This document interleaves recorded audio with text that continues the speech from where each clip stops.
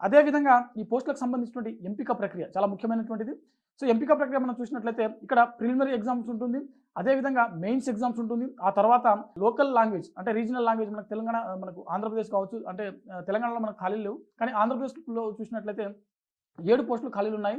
So, ఈ Telugu language సంబంధించినటువంటి ఒక టెస్ట్ కూడా కండక్ట్ చేయడం జరుగుతుంది. ఓవరాల్‌గా ప్రిలిమినరీ ఎగ్జామ్ అనేది ఫస్ట్ మనకు కండక్ట్ చేస్తారు. ఎవరైతే ఈ ప్రిలిమినరీ ఎగ్జామ్ పాస్ అయినటువంటి అభ్యర్థులు ఉంటారో వీరికి మాత్రమే మెయిన్స్ ఎగ్జామ్ అనేది కండక్ట్ చేయడం జరుగుతుంది.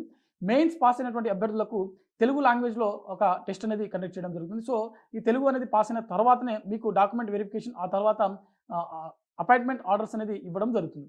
ఓవరాల్‌గా సెలక్షన్ ప్రాసెస్ అనేది ఈ విధంగా ఉంటుంది. అభ్యర్థులు గమనించవలసినటువంటి విషయం ఏంటంటే ప్రిలిమినరీ ఎగ్జామ్స్ అదేవిధంగా మెయిన్స్ ఎగ్జామ్స్‌లో నెగెటివ్ మార్కింగ్ విధానం ఉంది. సో, ఓవరాల్‌గా ఈ నాబార్డ్ నుంచి విడుదలైనటువంటి 162 ఖాళీలకు సంబంధించినటువంటి నోటిఫికేషన్ ఏదైతే ఉందో వీటికి సంబంధించినటువంటి కంప్లీట్ డీటెయిల్స్ ఇవే అనమాట.